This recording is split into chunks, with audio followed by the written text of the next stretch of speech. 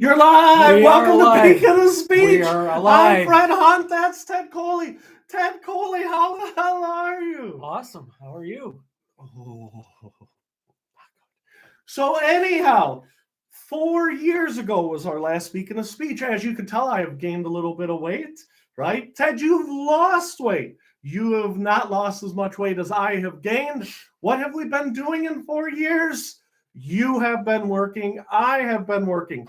They promoted me at work. Ted Coley, can you believe that? In the 4 years, right? Yeah, in the 4 years. Not recently, right?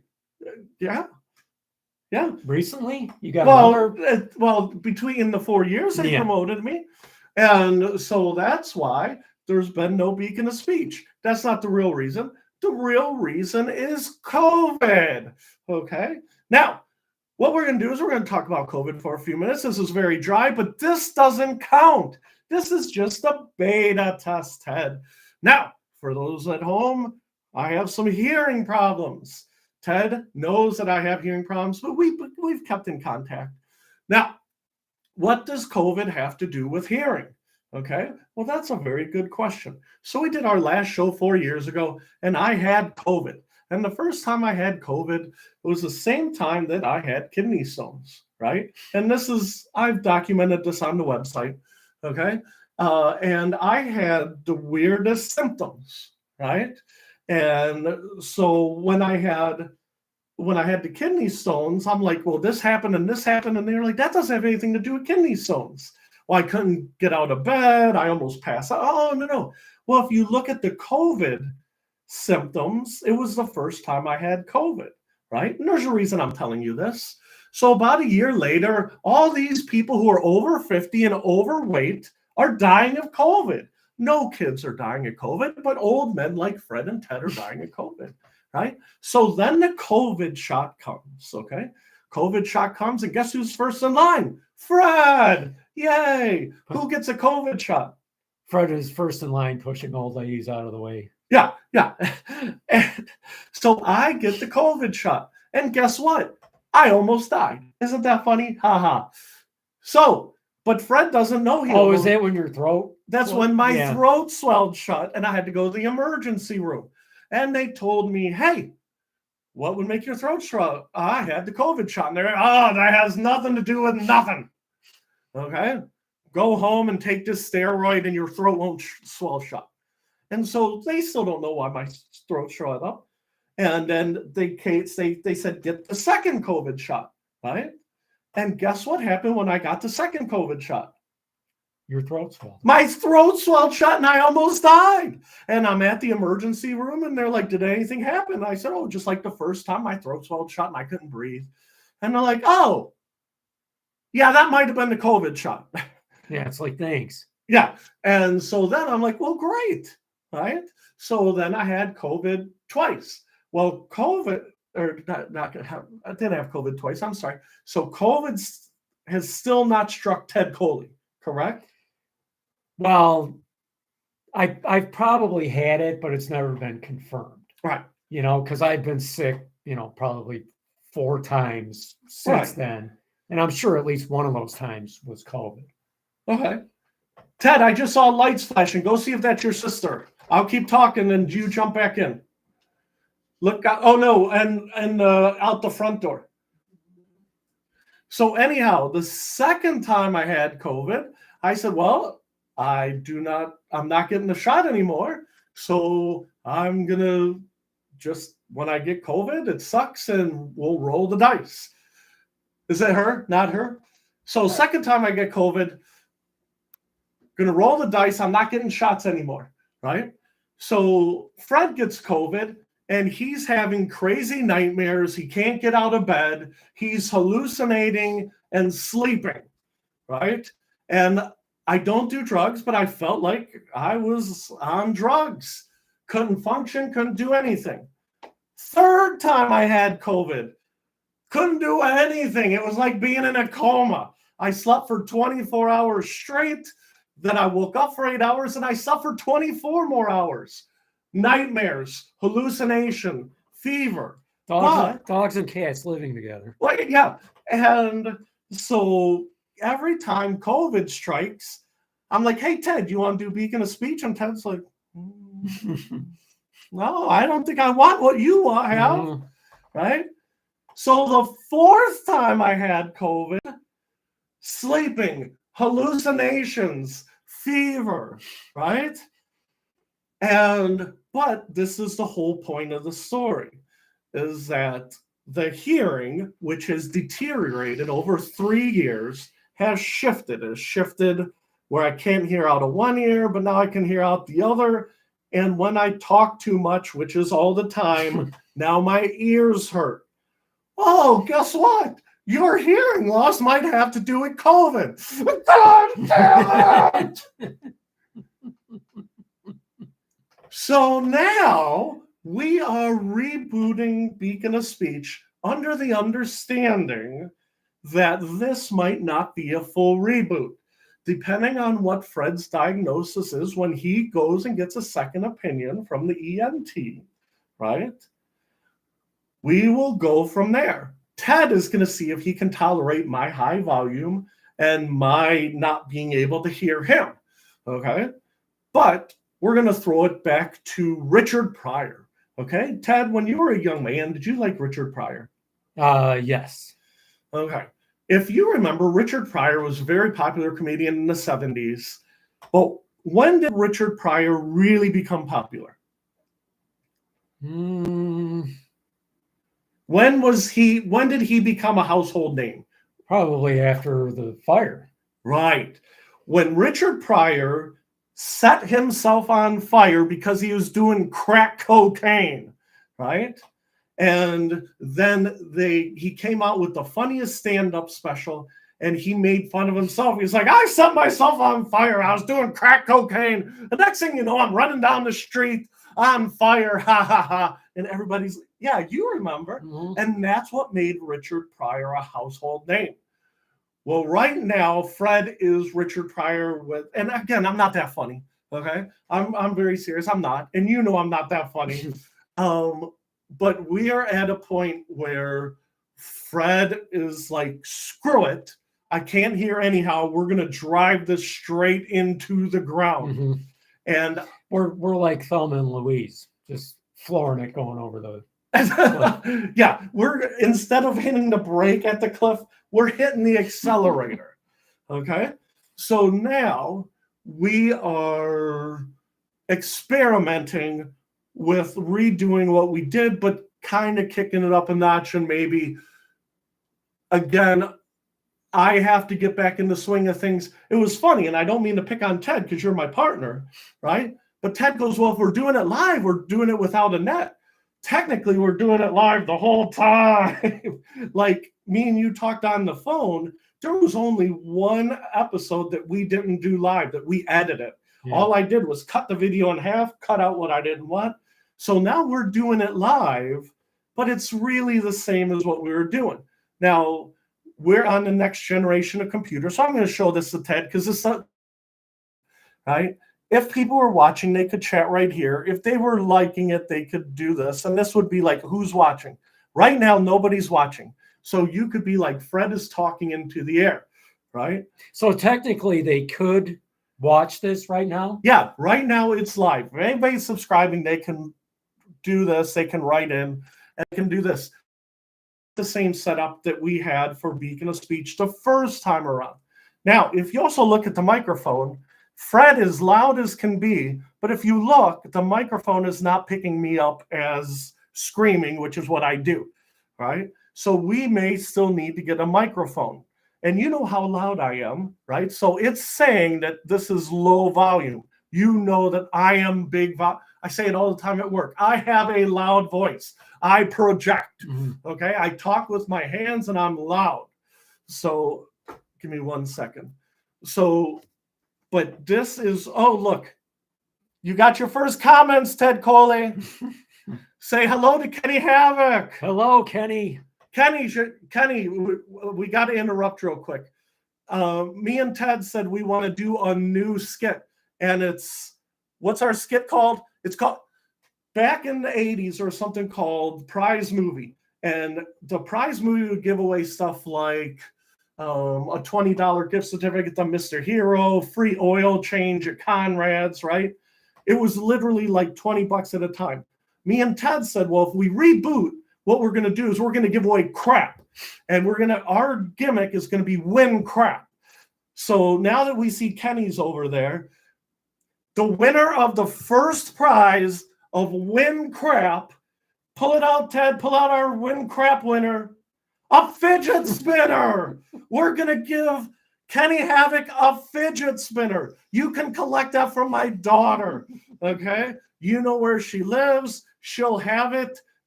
You see that crap?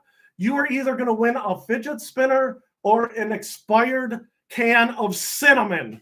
And Ted said, no, we probably should do that because if he eats the cinnamon, we could poison him. So we're going to go with the fidget spinner. Congratulations, Kenny, on your fidget spinner. You can get it from Quinn. Okay, so anyhow, let's go back to the band. Okay, so Fred has been working. He got promoted, work, ear problems, and just like Richard Pryor, and just like Richard Pryor, who's that? See, Ted is not used to the chat coming across. So, but just like Richard Pryor, Fred has had some mental health issues. Would you say that's fair? Now, we'll be very vague, okay? But in 4 years, between issues with being displeased, we'll leave it at that, and having COVID, we are going to overcome those. Just like Richard Pryor went on and he lived to do lots more cocaine before he died. We shall overcome. We shall overcome.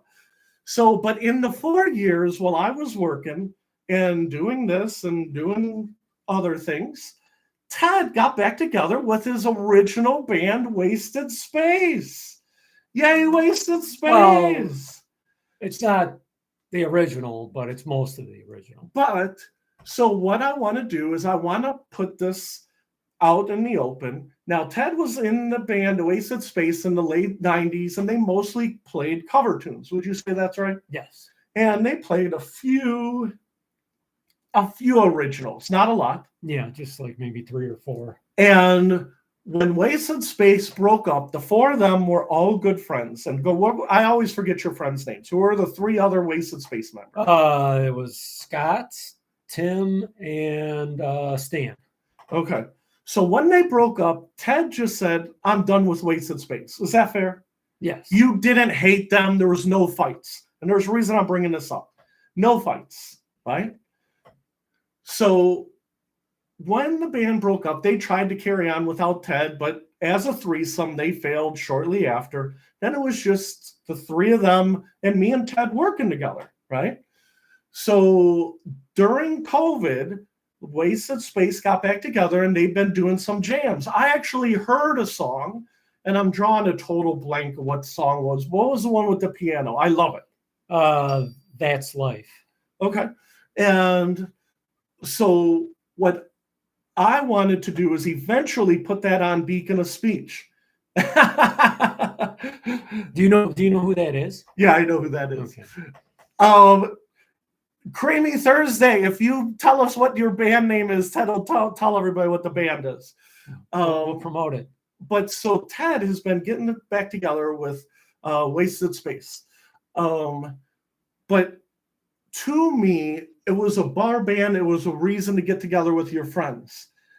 In the last couple of days, me and Ted have been talking about bad behavior in bands. And this is why I want to throw at him. Now, me and him, very briefly, we talked about the Eagles, right? The Eagles right now, do you think they're friends at all? No. Okay. They only do things based on how can they make their big pile of money turn into a bigger pile of money. Mm-hmm. Okay. They don't do love of it anymore. Oh, so the name of the band, the name of Kenny's band is Creamy Thursday. And it says, there's new music coming out on this channel. We just made $100 on our new song. Wow. Well, guess what? You are one up on you already made more than we made in our whole career. I'm sorry, Ted. No, it's true. But anyhow, so we were talking about the Eagles, right? But me and Ted talk about this because we're in Cleveland, the Rock and Roll Hall of Fame, right? It seems like all these old bands, old artists, they all hate each other, they all sue each other, and all it is drama, right? And what Ted still has in Waysted Space is Ted still has the joy of jamming. Now, even though you might not want to go out to the corner, you enjoy jamming with your friends, right? Mm-hmm. And like last week, the Foo Fighters, the Foo Fighters, Dave Grohl's the lead singer. And are they fighting? What was that? Are they fighting? They are not fighting. But what's happening is that their lead singer Dave Grohl is known as the nicest guy in rock and roll. Well, last week they announced that he was having a child outside of his marriage. Well, I didn't understand what the big deal is because every band, how like the Rolling Stones, how many times has Mick Jagger been married? How many times has Keith Richards cheated on? Everybody who has a name, they're rock stars. They all have a past. None of them are choir boys, with the exception of Bono, right? Yeah. Nobody has a squeaky clean image. But all I can think of is Waysted Space. Now, say you were married. Ted's not. He's a single bachelor. Okay. But if he's married, would the rest of the band support you and be like, Ted's business is his business? Or would they be like, holy cow, Ted, what were you doing? And supposedly Dave Grohl's child outside of wedlock isn't with some groupie. It's with some woman who runs an alternative porn website. So that's kind of like harder core stuff than what me and you are comfortable talking about, right? So that's why in my head, everything throws back to Waysted Space. Even though Waysted Space never made it, you still have the joy of it. Now, would you rather have the $1 million and hate your bandmates, or would you rather, still be friends with them? Well, you probably want the $1 million, right? I'll go for the $1 million. But when you do things for money, you're still selling your soul. And, sold my soul to rock and roll. And this is, Ted, I just got to point this out. Creamy Thursday wants to know if you want to collab on a song. Just so you know, Ted may want to collab on a song. Do you know who that is? Yeah, I know who that is. We'll talk about it afterwards. But Ted can play guitar. You can play bass, and you also were lead singer. Well, no, I can't really play bass. Oh, go ahead. I mainly just rhythm guitar. Okay, rhythm guitar. Okay, so now we got, but Ted will do a collab. But the whole point of my story is, and this is where we're moving, is Jane's Addiction. Now, I love Jane's Addiction. You don't care about Jane's Addiction or not really familiar with them. Would you say that's correct? Not that familiar with them. So 2 days ago, okay, Jane's Addiction got back together after 35 years with the original members, okay? The lead singer, Perry Farrell. Yeah, okay, yeah, I know. Yeah, I know the lead singer, Perry Farrell. They've been broken up for 35 years? Yeah. Holy crap. Lead singer, Perry Farrell. Wish I was Oceanside, right? And he's singing, okay?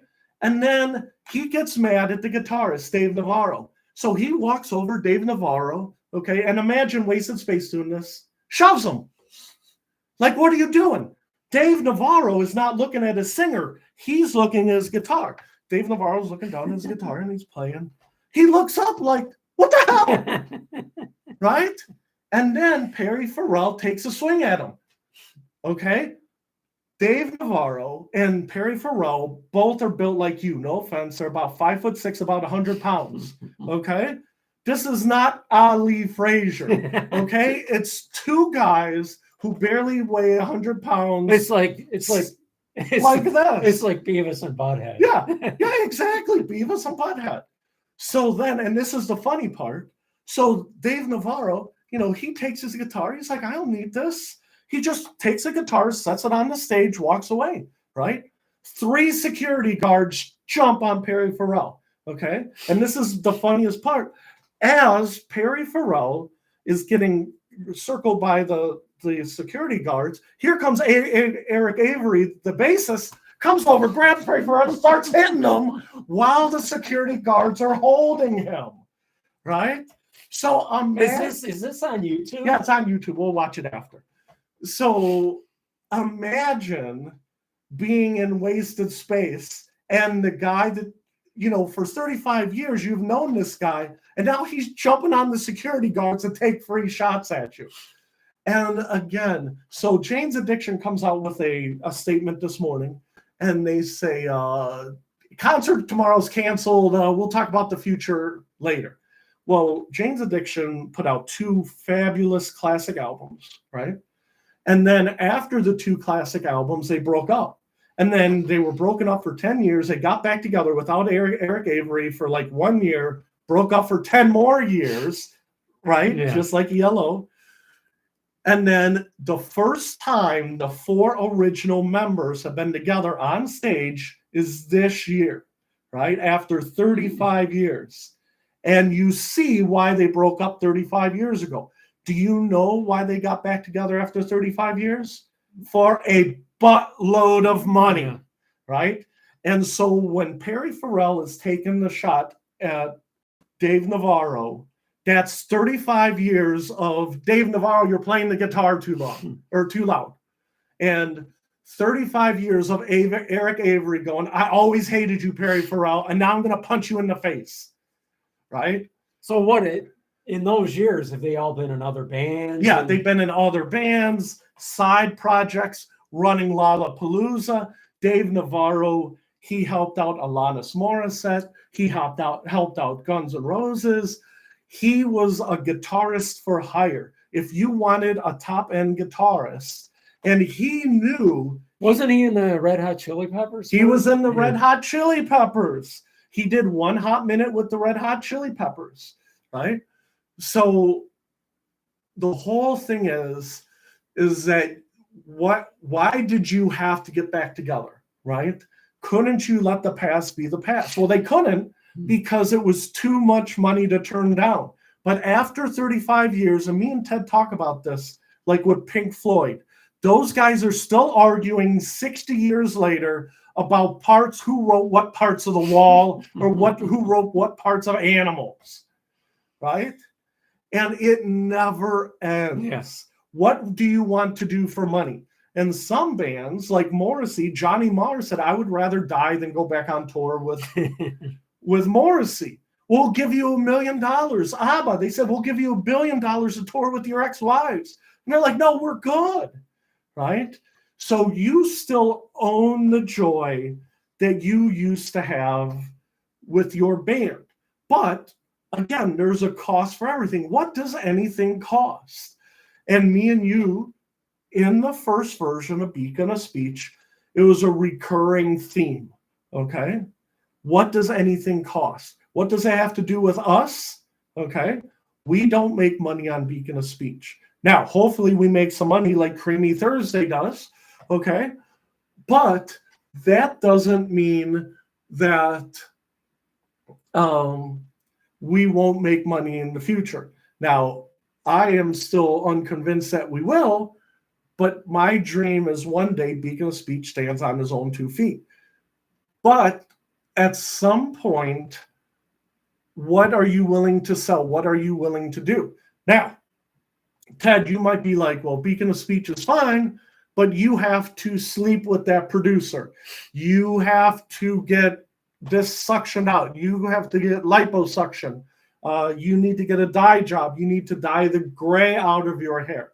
You need to take voice lessons and not talk with your hands all the time, right? What are you willing to do for success? Now, once you do all those things for success, there's no guarantee that you're success. And let's be honest, I have too much weight on me, But is that why people don't like Beacon of Speech, or is it that we don't have good content? Now you can laugh and say we have good content. So are you saying, are you thinking of hiring like an image consultant for us, or?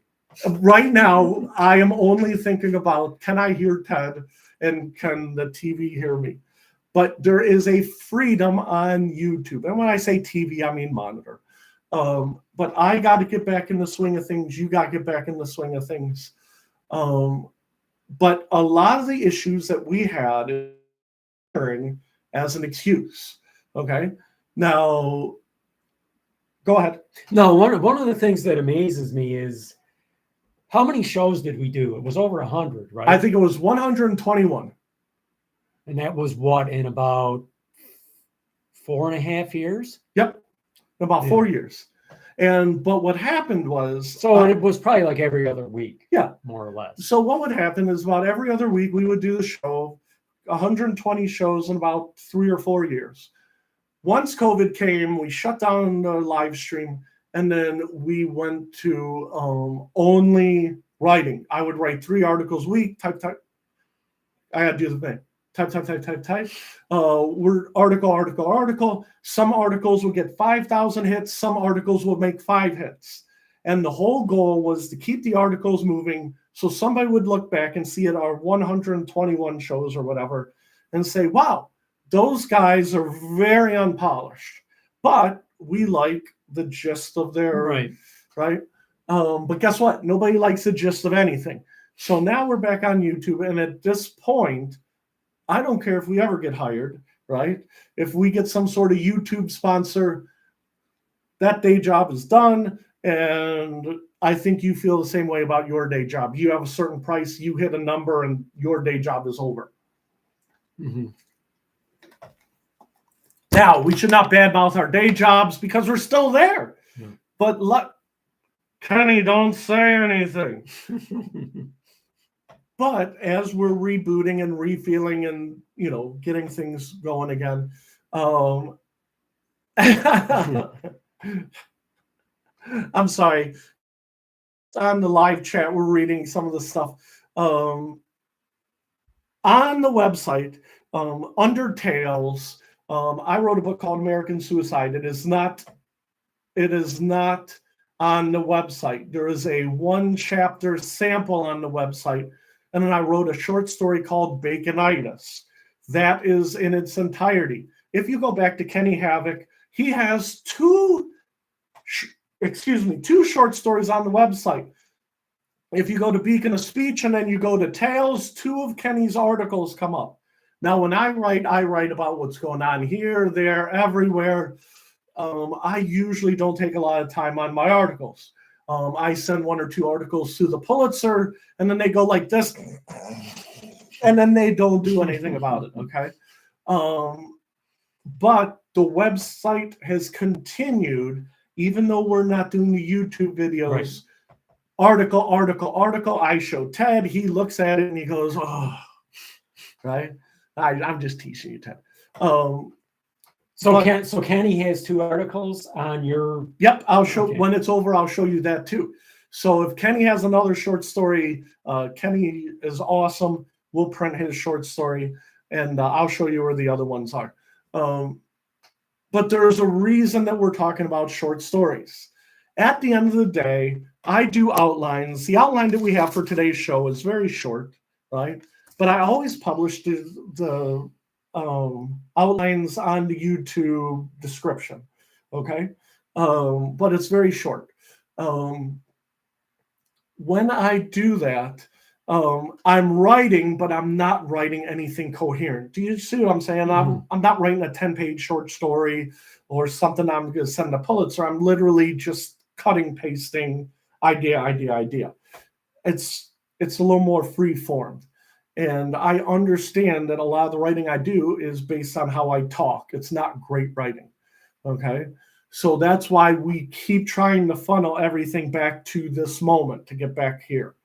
Now, Ted, have you been doing any secret writing? Not writing, but you've been writing music. Is that correct? Well, a little bit. So Ted has been writing, but you haven't been writing Beacon of Speech stuff. You haven't slipped me stuff on the download. There's things that I've been meaning to do, but I just haven't done yet. Ted, no problem at all. When it comes to writing, what happens is I'll be writing something, and let's do the hand thing right. I'm writing something, right? And then I got the TV in the background, right? And then something happens. So me and Ted were watching a Browns game, and then they had that story about Trump, right? And so I hurried up and I wrote it down on the sheet of paper. I'm like, Ted, I want to talk about Donald Trump. And you're like, well, what do you want to talk about Donald Trump? You don't like Donald Trump. I don't. Okay, so we got to set this up real quick. So let's set up the assassination attempt. So in the year 2016, and we're going to go way back, we're going to go real fast and blitz over a lot of information. In the year 2016, Trump and Hillary ran. Who did Fred vote for? You voted third party.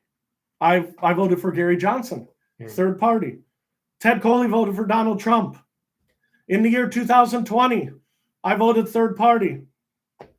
I voted for Trump. Ted loves Donald Trump. Okay. Fred does not love Donald Trump. Fred hates the Democrats. Fred hates Republicans.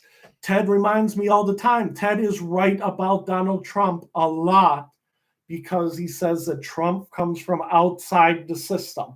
Okay. And then the system tries to tear him down. Okay. Now, fundamentally, you are correct.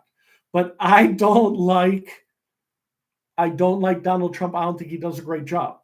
But this time around, it's Donald Trump versus Biden. I was going to vote for Chase Oliver, third party. Who's Ted going to vote for?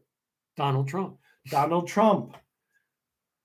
Fred still does not like Donald Trump. Now, when you say you don't like him, is it a personality thing or? I think that Donald Trump is like Perry Farrell. Okay. He is somebody who loves attention, who says things so Donald Trump gets ahead. Donald Trump says things to make more money for Donald Trump. Donald Trump says things so Donald Trump gets elected. Everything is about Donald Trump. Okay. Donald Trump is not about America. Now, Ted will disagree. He will say that he believes that Donald Trump is an avatar of change. Would you say that's fair? Yeah. I don't believe that at all. I think that Donald Trump is running a scam so he can be in the history books for the rest of all time. That Donald Trump loves himself so much, he wants to be on the cover of every magazine. He wants to be on the front of every history book. Donald Trump is all about Donald Trump. But when Donald Trump's assassination attempt came, okay, and what was that, 6 weeks ago now? Yeah, July 13th, I think. And this still bothers me to no end, okay? Donald Trump is a candidate for president of the United States. He deserves all of the protections of any candidate for president, okay? So Donald Trump comes up and he's doing his little speech, okay? I'm Donald Trump. I'm great. Biden sucks, right? Or whoever, that guy sucks. They're the devil. Whatever Biden says, right? Donald Trump is talking, and while he's talking, there's a guy on the roof. We're going to point over here. Guy on the roof. We're going to point towards the tractor in your room, okay? 100 yards away. That's the length of a football field, okay? He's on the roof, and he's got a gun, and he's in the prone position getting ready to fire the gun. People are yelling, hey, there's a guy on the roof with a gun, right? Why didn't anybody shoot him? I'm being serious. Why didn't anybody shoot him? Okay. Now, Ted, just like your job or just like my job, I take orders, you take orders. Now, this is where the lines get fuzzy. Now, the Secret Service controls the immediate area where the president is speaking. Okay. The outer rim is the local police and the county police. Okay. So that would have been outer rim. Well, but that's the thing. The local police has said that that's a bunch of crap. It was within the realm of the Secret Service. The Secret Service is saying that the local police and the county police failed, and that was within the realm of, now we're talking about logistics, okay? But this is the part that really pisses me off. Okay. When that kid shot at Trump, bang, bang, right? They killed that kid within 1 second. There is no way humanly possible. Okay. Let's say I blindfold Ted. Okay. I blindfold Ted. I take this thing of water and I throw it at him. Okay. How is it going to be found? How can you find me in 1 second? Do you see what I'm saying? How can you find me within 1 second of me throwing a water bottle at you? You see what I'm saying? The selective service, in order for it to be shot, kill, right? In order for that to happen, they had to have had the kid in his sights before he took the shot, right? If there's chaos and there's Secret Service tackling the president, they weren't looking for the gunman. They're like, oh, yeah, it was the kid on the roof. You see what I'm saying? Somebody should go to jail for that. Now, the person who's got the earpiece, right, he cannot shoot somebody without permission from his supervisor. So who is the supervisor who's saying, keep the kid in your sight, but don't shoot? That goes back to the deep state. Do you see what I'm saying about? So whenever Donald Trump yells about the deep state, I don't think the deep state put that kid there. I think that the kid's like, I think Donald Trump is the Antichrist because I'm a moron. But then when he's climbing the ladder with a gun and people are like, hey, there's somebody, with a gun climbing the ladder. I mean, do you disagree with anything so far? No. And so when you talk about the deep state allowed it to happen. Now, I don't think Joe Biden is like, oh, don't shoot. You know what I mean? It is literally a failure of the system to protect Donald Trump. Well, why didn't they protect? Well, we don't like Donald Trump. You know what I mean? Well, it doesn't matter if you like Donald Trump or not. Your job is to protect him. It doesn't matter if you think he's the Antichrist or an idiot or he talks out both sides of his mouth. It's your job to protect him, right? And somebody in the government should be fired. Now, the head of the Secret Service went before Congress and she goes, mistakes were made, and then she quit, okay? Does she get her government pension? Does she get her buyout? Her quitting is not a penalty. She still gets her money. Do you see what I'm saying? Now, if she was a lifelong member of the Secret Service or that agency or government agency, she still gets her retirement. She quit so she's not prosecuted and sent to jail. You see where I'm getting at? Which again goes back to that is what Donald Trump is supposedly railing against. Now, Ted believes in Donald Trump. I don't. I believe in libertarians who are like, you need to scrap the whole thing. All the Republicans and Democrats are two giant parties who shake hands and take turns being in power. Now, you can laugh at me at home and say, well, guess what? Libertarians never change anything.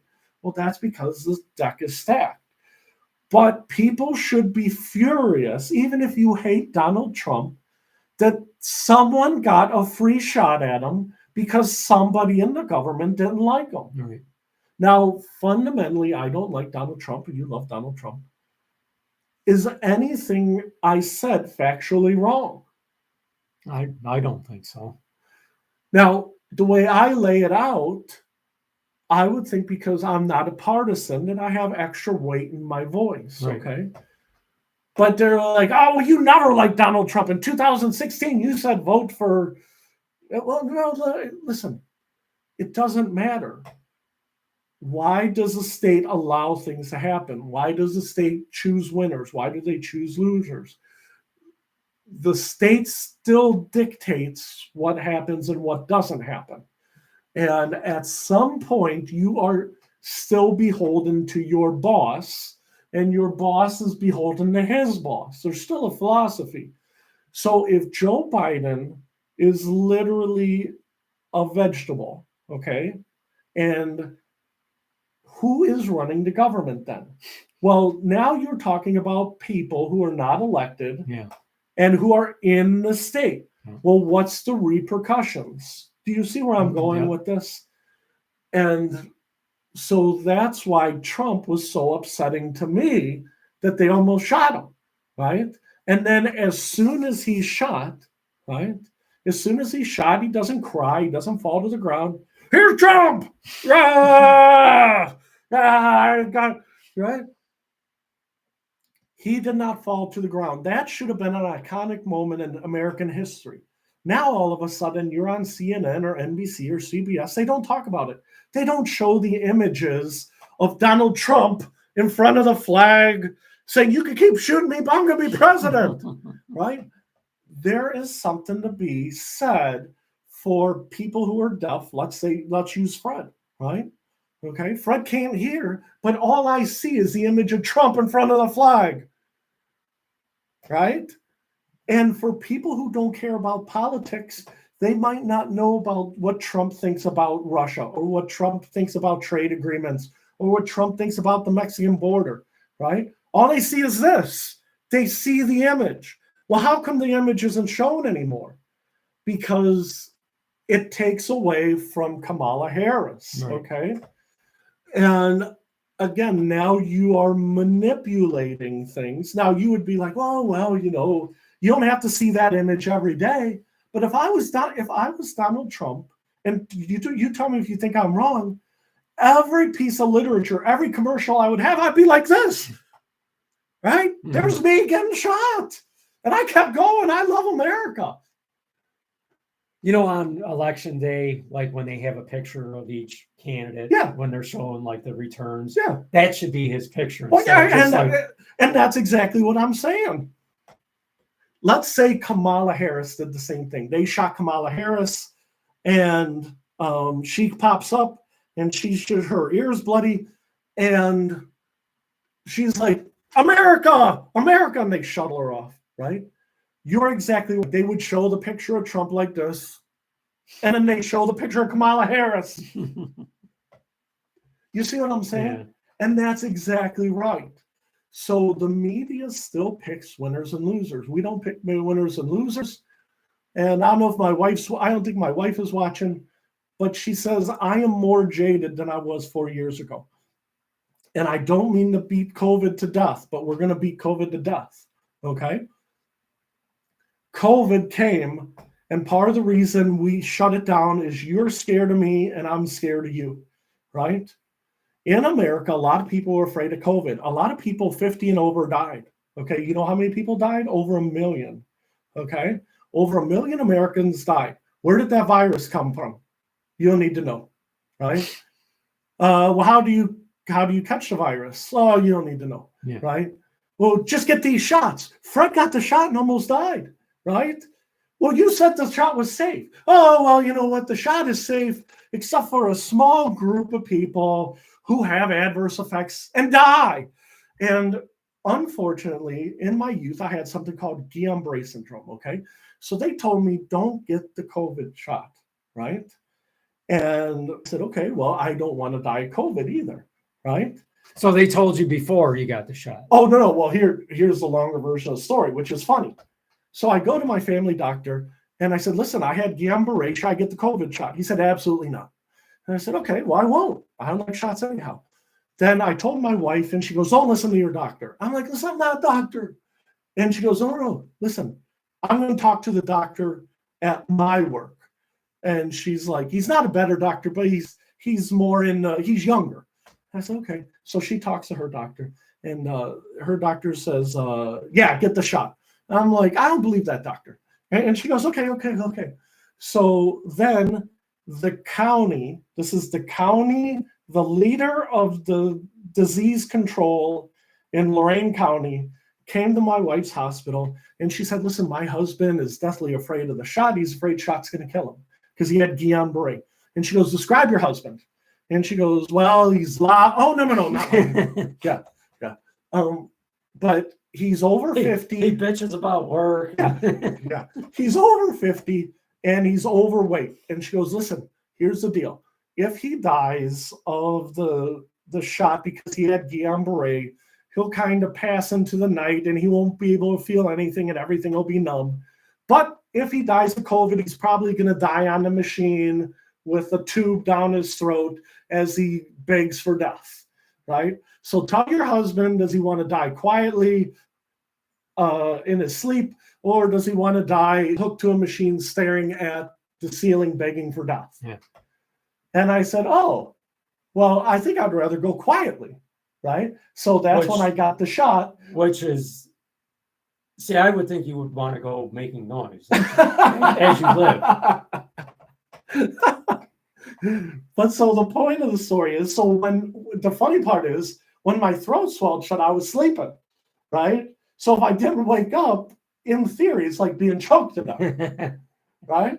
So they didn't give me that option. Do you want to die being choked to death? But Ted, 1 million people died, okay?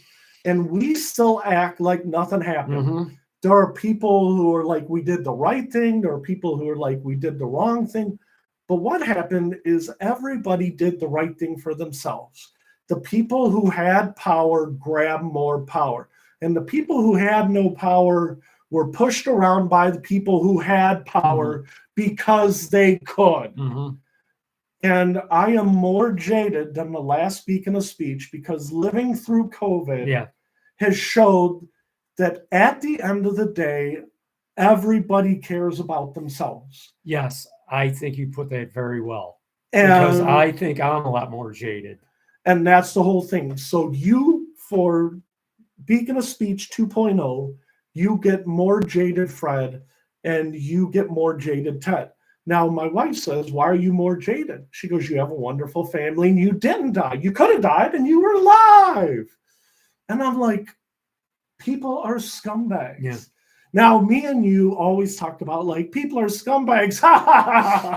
That person's a scumbag. And Perry Farrell punched Dave Navarro. And it's funny. Don't you wish you could punch it? But now it is darker. Yeah. And everything is a scam. Yeah. And I even told my boss last year at work, you know, he pulled me aside. Oh, do you need to grab that? Yeah. Is that your visitor? Yeah. Okay. Hello. So Beacon of Speech is darker, right?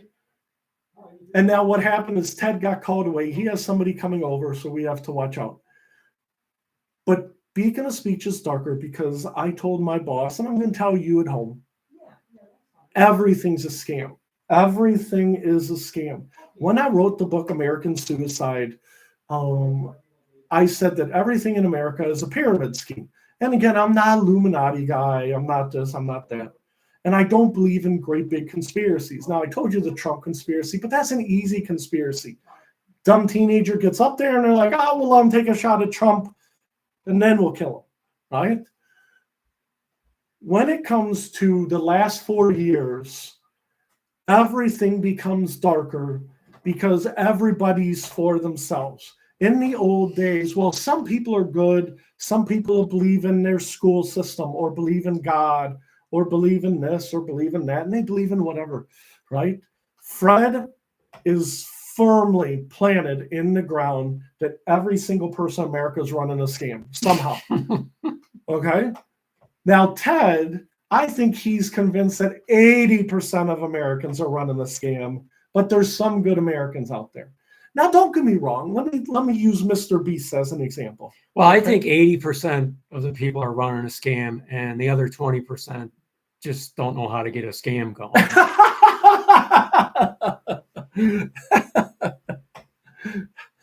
So, but the point of my story is that we have not had as much fun on this episode as we usually have, because I don't want to dwell on everything's a scam.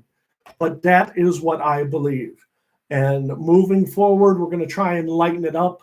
I have had some trouble hearing Ted. Ted has noticed that usually I toss things at Ted more. I have not tossed as many issues at Ted this time. But I'm going to go back to when I was doing my 1 minute thing. Beacon of Speech does not work without Ted, because what happens is I go dark, I get off track, and next thing you know, I'm sitting in the dark with no lights on, in a hat and beard, what you saw. But I'm looking at the time right now. I was aiming for about 1 hour. There was one or two things I still wanted to talk about. But what is we want to kick it up a notch because I want to see what I can hear in Ted. I want to see what I can hear in my ears. And I want to throw a few things at him. First of all, if you look, this is Ted's home right behind us. Now, when we did the other episodes, we were at different spots. We would be at my house, we'd be at the in-laws' house, we'd be at Ted's house. Sometimes when we were at your house, I would hear the air conditioner hum, right? So right now, this is bone quiet. So we are good here.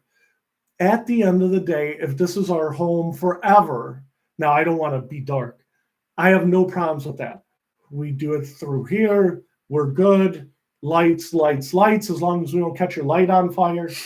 But we need to figure out how to run our scam so we make money.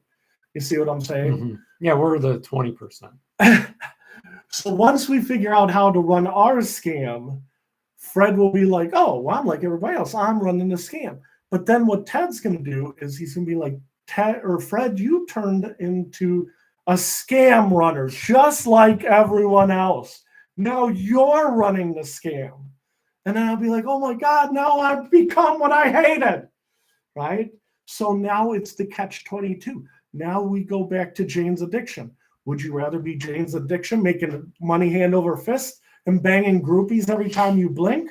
Or would you rather have the friendship of your friends and Waysted Space? Now, of course, you're going to be like, well, I'll take the groupies and $1 million, right?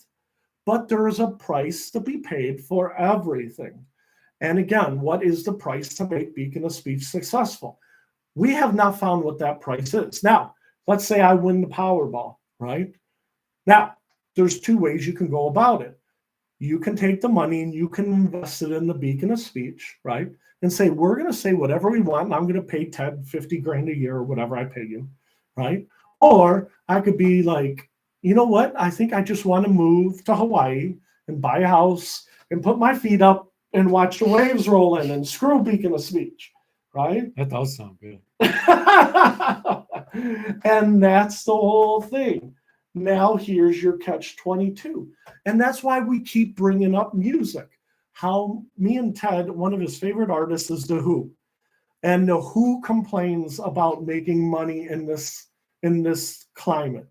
Well, how much money is too much money? Why do you have to do things that are dictated by money? At some point, you just either want to play Who music or you want to go in the castle and bang your 28-year-old wife when you're 80. Okay? So again, we haven't found our scam.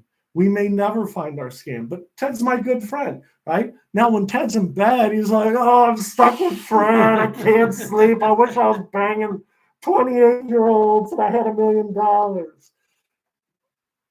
Another bad spin. Right? Yeah. But that's why everything's a catch-22.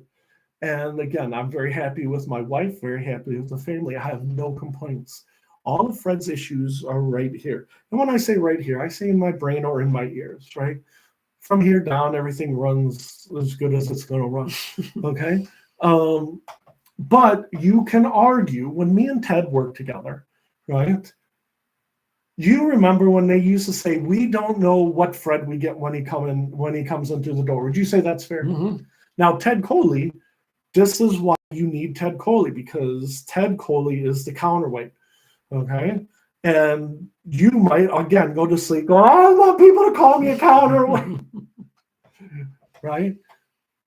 But back to what do you want in life, okay? And in life, I want to reboot Beacon of Speech. I want Beacon of Speech to be what we do. I'm hoping that Ted feels the same way. I hope Ted wants Beacon of Speech. So you're saying I'm like a foundation? You are the foundation. So I'm like a basement, like a damp, musty basement. No, you are like, let's be sacrilegious and get kicked off of YouTube. You are like Peter. Okay. When Jesus died, right? And Jesus didn't die of natural causes. They put him up because he was too yappy and the government didn't like him. Mm-hmm. You know, it's that simple. And Jesus said before he died, Peter, you are the rock of my church. Keep the church going. You are my foundation. So don't think of yourself as. So you're Jesus then? Is this no, where we're going? no. I get in a lot of trouble for saying that. Okay, as soon as Fred says he's Jesus Yeah, or cult leader, right back to where we don't want to go. Okay, but you are the rock. Peter is the rock. Okay, but don't think of yourself as foundation. Think of yourself as Peter. Now, I'm going way back in the Wayback Machine. Ask me what happened to Peter. What happened to Peter? Don't quote me on it, but I believe that, you know how they crucified Christ on the cross? Yeah. I think they put Peter on an X cross. So doesn't that make you feel better that I call you Peter? No. But so you want it to work and I want it to work. But we will see if it works. Now, there's some other things that I wanted to throw out there. Again, we're aiming for the 1 hour mark. I want to see how my voice would hold out. I want to see how I could hear you. You said one ear is better than the other now? Yeah, one ear is better. Which is the good ear? This is the good ear, but it hurts. And like right now it hurts. So why didn't you have us sitting on? Because this, in theory, ear is working better now. Today, this ear is working better. But every day is not the same. Does that make sense? Mm-hmm. And so some of the other things we want to do is we joked around about our friend Cliff, right? Cliff loves comic books. And what I eventually want to do is have Cliff have Cliff's Comic Corner and talk about comic books.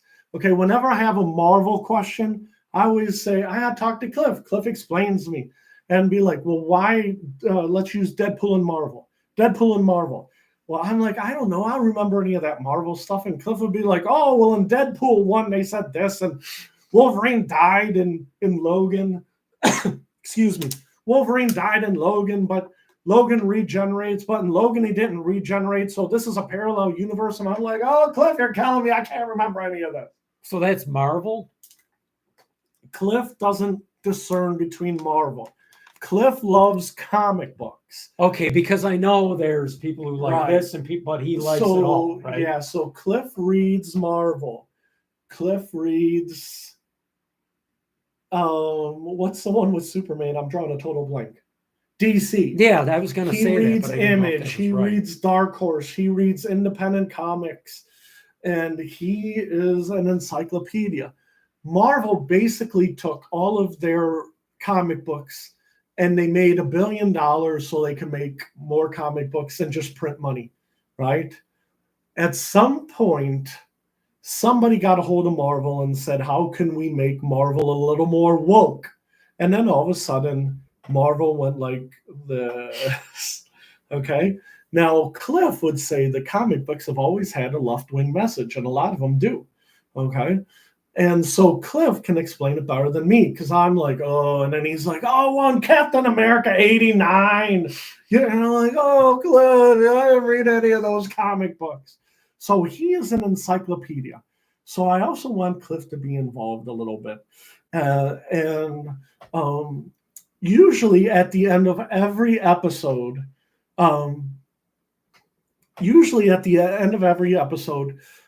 I say, we want to do Song of the Day because we both love music, right? I love music. Ted loves music, okay? Ted's nephew was in a band called Ram in the Bush. During college, Ram in the Bush broke up, right? Just like... Yeah, I believe so. And then shortly after.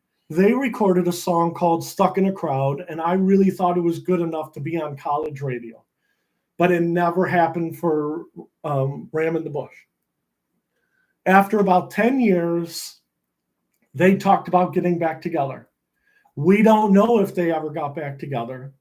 But to me, that's the American dream. Your band hits it big, your band succeeds, and you're a millionaire, right? Now, your band didn't make it, and your nephew's band didn't make it.